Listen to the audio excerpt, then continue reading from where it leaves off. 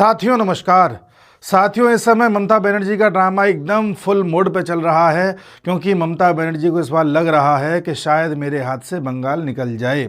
इसलिए ममता बनर्जी कुछ परिवारों को लेकर के दिल्ली आई हुई हैं, दिल्ली में बंग भवन में ठहरी हुई हैं। सबसे बड़ी बात, अपने साथ अपनी पुलिस भी लेकर के आई हैं। उनको दिल्ली की पुलिस पर भरोसा नहीं है और एक के बाद एक ड्रामे क्रिएट कर रही हैं। अब ये तो चीज़ें खुल करके टीवी में आ नहीं पा रही हैं, क्योंकि उधर राहुल गांधी ने कवरेज ले रखी है, वरना ममता बनर्जी अपनी तरफ से कोई कसर नहीं छोड़ रही हैं।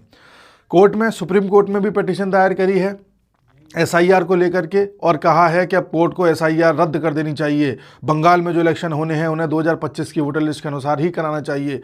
इस तरह के न जाने कितने ड्रामे करे हैं, एक एक करके सब चीज़ों पर देखते हैं। आपको याद होगा जब अमित शाह ने कोलकाता में एक प्रेस कॉन्फ्रेंस करी थी तो कुछ मुद्दे उठाए थे, यानी वहाँ से इलेक्शन कैंपेन स्टार्ट हो चुका है उनका। उन मुद्दों में उन्होंने एक बड़ा मुद्दा उठाया था करप्शन का, और हमने आपको बताया भी था कि देखना बंगाल में अब करप्शन बड़ा मुद्दा बनेगा और एक के बाद एक ऐसे करप्शन के केसेस सामने आएंगे जिसमें ममता की सरकार को टिकना बड़ा मुश्किल हो जाएगा। ऐसी स्थिति में ईडी गई थी एक रेड करने के लिए, जिसमें ममता ने ड्रामा करके ईडी को रोक लिया, लेकिन ईडी रुकी नहीं है। ईडी की रेड्स लगातार चल रही हैं और कोल माइनिंग के केस को लेकर के ईडी ने अब तक 10 जगहों पर रेड करी है और पूरी तरह से ईडी छाई हुई है। वेस्ट बंगाल में जगह जगह पर तरह तरह की रेड्स चल रही हैं, एक के बाद एक खुलासे सामने आ रहे हैं। अब ममता बनर्जी कहां कहां जाकर के ईडी को रोकेंगी, कितने ड्रामे करेंगी। इनका केस तो चल ही रहा है, जिस तरह से इन्होंने ईडी को पहले रोका था, तो उस पर अगर कोर्ट ने इनके खिलाफ फैसला सुना दिया तो इनके लिए मुश्किलें बढ़ जाएंगी। लेकिन जिस तरह से अभी ममता बनर्जी को लग रहा है कि वेस्ट बंगाल की धरती मेरे पैरों के नीचे से खिसकती जा रही है, वैसे वैसे उनके ड्रामे की इंटेंसिटी भी बढ़ती चली जा रही है।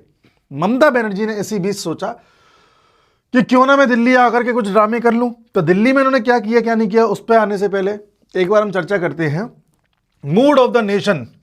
एक सर्वे हुआ है इंडिया टुडे का, सी वोटर का, जिसमें इन्होंने अलग अलग प्रश्नों पर लोगों से राय ली है और एक डेटा तैयार किया है कि इस मुद्दे पर लोगों की ये राय है, इस मुद्दे पर लोगों की ये राय है। उसी में वेस्ट बंगाल के इलेक्शन को लेकर के भी लोगों से पूछा है, तो जिसमें वेस्ट बंगाल में अभी इस वक्त 42% लोग ऐसे हैं जो ये कह रहे हैं बीजेपी के साथ जाना है, बीजेपी को वोट करना है। पहले बीजेपी को वोट करने वाले जो लोग थे पिछले इलेक्शन में वो 39% थे, अब 42 तक बढ़ गए हैं। वहीं टीएमसी के वोटर्स भी थोड़े गिरे हैं, लेकिन बहुत ज़्यादा नहीं गिरे हैं। तो लोगों का कहना यह है कि अब बीजेपी के 42% हो गए हैं, अब तो बीजेपी क्लीन स्वीप कर जाएगी।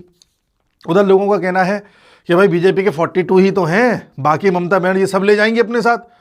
तो ममता बनर्जी के जो वोट हैं, जिस तरह से वो वोट्स प्राप्त करती हैं, ये वोट इनके जनरली मुस्लिम बहुल इलाके के होते हैं जो ज़्यादातर बांग्लादेश के बॉर्डर पर हैं। उनमें भी ऐसी जगहों से पूरा वोट बटोर लेती हैं जहां पर मुसलमानों की जनसंख्या 50% से भी अधिक है। तो वहां तो ममता बनर्जी को तो कोई नहीं रोक सकता। लेकिन जहां मुसलमानों का अमाउंट सिग्निफिकेंट नहीं है, वहां ममता बनर्जी के हाथ से सीटें निकलती दिख रही हैं।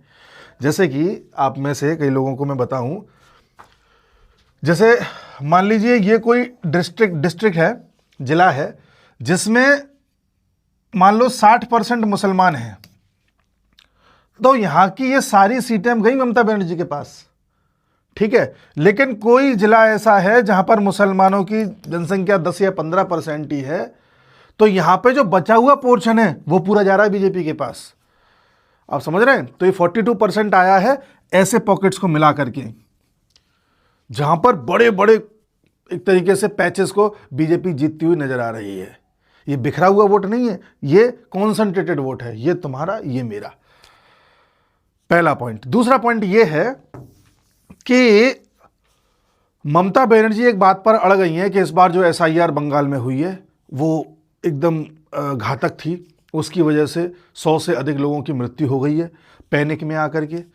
एक इनकी दलील ये है। दूसरी दलील दे रही हैं कोर्ट को, सुप्रीम कोर्ट में जो उन्होंने पिटीशन दायर करी है उसमें कह रही हैं कि ये एसआईआर इलेक्शन से पहले नहीं, इलेक्शन के बाद कराई जाए। भाई इलेक्शन के बाद करा के क्या करेंगे? एसआईआर का मुख्य उद्देश्य यही है कि फर्जी वोटर्स या मरे हुए वोटर्स या विस्थापित वोटर्स को छांटना, जिससे वोटिंग में आसानी हो। तो वोटिंग ही तो पर्पज़ है, तुम कह रहे हो उसके बाद कराना। तीसरी बात यह है, ममता बनर्जी का कहना यह है कि SIR में जरा सी चीज़ों पर लोगों के नाम काट दिए गए हैं। किसी का स्पेलिंग मिस्टेक है तो नाम काट दिया गया है, किसी का मैरिज का प्रॉब्लम है तो नाम काट दिया। जैसे मैरिज से पहले उसका वोटर ID कार्ड उस क्षेत्र का था, मैरिज के बाद लड़की ब्याह करके उधर चली गई है तो अब उस क्षेत्र का बनना चाहिए, तो वो नहीं बनाए, नाम ही काट दिया है। कहीं पर कह रही हैं कि कोई आदमी मान लो नहीं पहुंच पाया तो उसका काट दिया। इस तरह से उन्होंने आरोप लगाए हैं कि SIR ठीक से नहीं करी गई है, बाइज्ड तरीके से की गई है, ऐसा इनका कहना है। और इनका कहना यह भी है कि SIR बंगाल में जिस तरह से हो रही है, या बीजेपी, उनका कहना यह बीजेपी वाले करवा रहे हैं, बीजेपी वाले या मोदी जी जिस तरह से बंगाल में करवा रहे हैं, ये असम में क्यों नहीं करवाते हैं। इनको ये पता ही नहीं है कि असम में NRC चल रही है, जो SIR से भी 4 कदम आगे है, और NRC 2019 से चल रही है, और NRC होनी चाहिए, ये सुप्रीम कोर्ट ने किसी ज़माने में फैसला दिया था, तब जाकर के 2013 से स्टार्ट हुई है, कांग्रेस के काल से स्टार्ट हुई है। तो उस किस तरह से ये लोग झूठ बोलते हैं, पता सब है इनको, ऐसा नहीं कि नहीं पता हो, लेकिन जनता को गुमराह करना। यानी कि ममता बनर्जी इस बात से बड़ी परेशान हो गई हैं कि भाई SIR क्यों हो रही है, SIR क्यों हो रही है, 58 लाख वोटर्स के नाम काट दिए गए हैं, ये ऐसे कैसे नाम कट गए हैं। अब SIR को लेकर के ममता बनर्जी को इतनी दिक्कत सिर्फ इसलिए हो रही है, सबके सामने आ रहा है कि इनका मेन वोटर्स वही था जिसका फर्जी वोटर ID कार्ड बना हुआ था, और यह बांग्लादेशी था, रोहिंग्या था, यह फर्जी तरीके से बनवाया हुआ था, 4 जगह को बनाया हुआ था। जब इन्हें पता चला कि वो सब छट गए हैं, तब ये एकदम से बौखला गई हैं। इनको लग रहा है कि सुप्रीम कोर्ट कोई स्टे दे दे कैसे भी करके। 58 लाख वोटर्स के नाम कट गए हैं। पिछली बार बीजेपी और ममता के जो वोट पड़े थे, उसमें वोट्स में जो अंतर था वो इतने 40-42 लाख वोट्स का अंतर था। इनको लग रहा है जब इतना अंतर है 58 लाख का, तो इस बार तो मैं हार ही गई। तो ये जो ज़मीन इनके पैरों के नीचे से खिसक रही है, ये उसका परिणाम है। जिस तरह से ये हकबका गई है ना, समझ में नहीं आ रहा मैं क्या करूं, ये उसका परिणाम है। इसलिए इस तरह के काले कपड़े पहन के, जो एक तरह का बुर्का ही लग रहा है ना, ये कुछ परिवारों को लेकर के दिल्ली पहुंची है, बंग भवन में अपनी खुद की पुलिस मंगवाई है। इनका कहना यह है कि बंग भवन के बाहर दिल्ली पुलिस जिस तरह से लगी हुई है, ऐसा लग रहा है कि ये पुलिस इन परिवारों को डरा रही है, इसलिए मैंने भी अपनी पुलिस बुलवाई है। ठीक है जी, ये पूरा नाटक ड्रामा ममता बनर्जी कर रही हैं। और ये जो मूड ऑफ द नेशन सर्वे हुआ है, इसमें यह भी बताया गया है कि 2024 के लोकसभा इलेक्शंस में ममता बनर्जी की TMC को जो 42 में से सीट्स मिली थी वो 29 थी, इस बार वो घट करके 28 पे पहुंच जाएंगी। और बीजेपी को जो सीट्स मिली थी वो आई थिंक 12 थी, वो बढ़ करके 13 हो जाएंगी। तो बीजेपी की वृद्धि हो रही है एक हाथ से, और ममता बनर्जी का घट रहा है एक हाथ से। ठीक है, तो उसमें ज़्यादा अंतर नहीं है। अब ये दिल्ली है, दिल्ली में इन्होंने कहा है कि पैनिक की वजह से लोगों की मृत्यु हो गई है, और गलत तरीके में, मैंने आपको बातें बताई वही सारी बातें हैं। तो उसको लेकर के पूरा ड्रामा चल रहा है। कह रही है 110 लोग मर गए हैं इसकी वजह से। साथ ही ये ज्ञानेश कुमार जी से भी मिली हैं। देखो, 1 फरवरी को ये दिल्ली आई, दिल्ली आकर के इन्होंने सुप्रीम कोर्ट में पिटीशन डाली। 2 फरवरी को ये ज्ञानेश कुमार जी जो चीफ इलेक्शन कमिश्नर हैं उनसे मिली।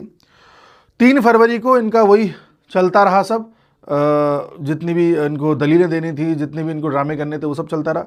4 फरवरी को फिर सुप्रीम कोर्ट में सुनवाई हुई है, जिसमें इन्होंने अपनी दलीलें दी हैं। ठीक है, इन दलीलों में जब ये chief election commissioner Gyanesh Mishra ji से मिलकर के आई, तब इनका कहना ये था, जैसा कि इनके भतीजे अभिषेक ने आरोप लगाया था पहले आकर के, वैसे ही आरोप इन्होंने लगाया है कि चीफ इलेक्शन कमिश्नर ने हमारी इंसल्ट करी है, हमको ह्यूमिलेट किया है। जब हम मीटिंग कर रहे थे वो बदतमीजी से बात कर रहे थे, झूठ बोल रहे थे, इस तरह से उन पर आरोप लगाए हैं। और ये भी कहा है कि बाइस्ड है इलेक्शन कमीशन बीजेपी के प्रति या सरकार के प्रति। ठीक है, इस तरह से उन्होंने बात करी। देखिए, पैरट यानी कि बीजेपी का तोता है और उसी की लाइन पर चल रहा है। साथ ही अच्छा, ये हमारी किताब आ गई, इसका भी जिक्र कर देते हैं। आप लोग जिस तरह से हमारी ये जीके की किताब को प्रेम दे रहे हैं, बड़ा ही सराहनीय है। लगातार हमारी जो रैंकिंग है अलग अलग एग्जाम्स में टॉप 10 में चल रही है। इसी तरह से प्यार बनाए रखें। आज एक व्यक्ति आए हुए थे मेरे से मिलने के लिए, बाहर से आए हुए थे, तो वो भी अपने साथ ऐसी 15 किताबें ले गए। बोले हम एक स्टडी सर्कल है, आपस में सब एक दूसरे को बांट करके इसे करेंगे। तो लोगों का रिस्पॉन्स अच्छा है, हमें प्रेरणा मिलती है और किताबें छापने की। आप कमेंट बॉक्स में बताइएगा और किस सब्जेक्ट की हम किताब लेकर के आ सकते हैं। मैं जो सब्जेक्ट करवाता हूँ UPSC और PCS की कोचिंग्स में, वो एक ज्योग्राफी है, एक इंटरनेशनल रिलेशंस है, एनवायरनमेंट पहले कराता था, अब मैं नहीं करा रहा हूँ बहुत दिनों से, और डिजास्टर मैनेजमेंट है। बीच में करंट अफेयर्स भी कराता था। करंट अफेयर में वैसे भी करता हूँ क्योंकि मुझे बाकी सब्जेक्ट कराने होते हैं, तो अपडेट होने के लिए मेंटेन करने पड़ते हैं डेली। तो ये उसी का कंपाइलेशन मैंने तैयार करवाया था। तो आप मुझे कमेंट बॉक्स में बता देना, किसी और चीज़ की चाहिए हो तो मैं कोशिश करूँगा कि दिशा पब्लिकेशन वाले मेरी फिर से सहायता करें, फिर से स्वीकारें, फिर से उनको एडिट करते हुए कंपाइल करवाएं, क्योंकि मेहनत तो वही कर रहे हैं, हम तो अपना कंपाइलेशन उनको दे देते हैं। ठीक है, तो इस तरह से ममता बनर्जी पूरा एक खेल रच रही हैं और जो बंगाल का चुनाव है वो दिलचस्प होता जा रहा है। इस समय आप टीएमसी के किसी भी बड़े नेता की बॉडी लैंग्वेज देख लेना, चाहे ममता बनर्जी की, चाहे इनके भतीजे अभिषेक बनर्जी की या अन्य नेताओं की, सबकी बॉडी लैंग्वेज से पता चल रहा है कि इन्हें लग रहा है कि इस बार जमीन गई। ये हाल हो गया है बंगाल में। जब नेता बंगाल छोड़ करके दिल्ली में आकर के इस तरह का ड्रामा करे, जब नेता खुद सुप्रीम कोर्ट में जाकर के दलीलें दे, जब नेता इस बात पे आमादा हो जाए कि कैसे भी एसआईआर को रोको वरना गड़बड़ हो जाएगी, तो समझ जाओ नेता समझ चुका है कि हम हारने वाले हैं। तो ये अभी तक का पूरा प्रोग्राम इन्होंने सेट किया है। बाकी राहुल गांधी ने पूरा मीडिया कैच ले लिया है, तो ये ढक गई हैं, लेकिन ये फिर कुछ ना कुछ ऐसा करेंगी कि वापस मीडिया लाइन में आए। खैर, जो भी ये करती हैं, मिलते हैं अगले वीडियो में, तब तक के लिए नमस्कार।